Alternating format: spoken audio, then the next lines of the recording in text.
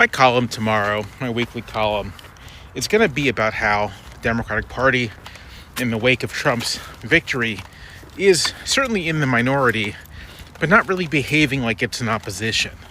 And this is a prime example of what I mean. I kind of allude to it in the piece.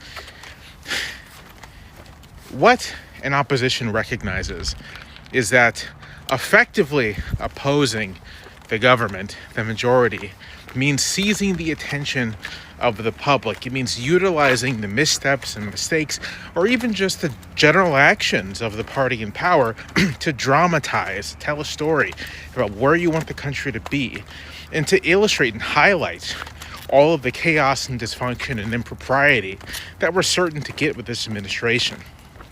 It's recognizing that you can't actually leave it up to simply events to make connections to voters. That if you want voters to understand, for example, that tariffs are to blame for price hikes, you have to tell that story. And you have to, again, dramatize that story. You have to make it plain and apparent. And the Democrats seem completely unwilling to even begin to take steps to do this. They're being very accommodationist right now.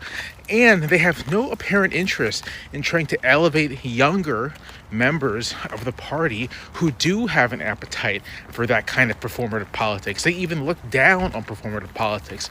These senior Democrats, the septa and octogenarians who lead the party and who are actively shutting out people who have a different approach. Nancy Pelosi whipped up votes against AOC here.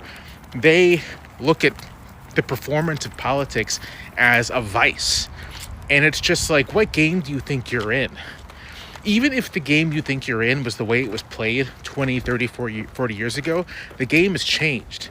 They want it to be one way, but it's the other way. And they refuse to let go. I think this is a bad sign. I'm not normally this hyperbolic about these things, and this isn't that much hyperbole at all, but I do think this is a bad sign. It's a sign of a party leadership that is just not prepared to do what it takes to build out an effective opposition.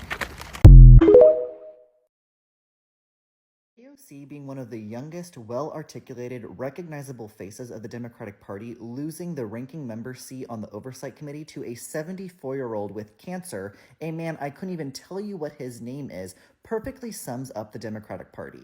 The fact that Nancy Pelosi had her old, greedy-ass hands meddling in this situation to stop AOC from having that position only proves that the Democratic Party does not want to move forward, does not want to learn from any of their mistakes in this election and probably the last 3 elections. I also saw a video talking about this perfectly ties into a chart that I saw recently talking about how California and other blue states are going to lose electoral votes because of the census in 2030, where people are moving to red states like Florida, like Texas, because it's cheaper to live there. And so California, I think New York, are going to lose electoral votes, meaning less power in elections in presidential cycles. And Texas, Florida, I believe like North Carolina are going to gain, giving Republicans stronger holds in elections. This is directly tied to greedy neoliberals, Democrats that want to hoard housing, that want to trade stocks like Nancy Pelosi does and wants to literally just fill her pockets up rather than actually facing issues and addressing issues that young working class people care about.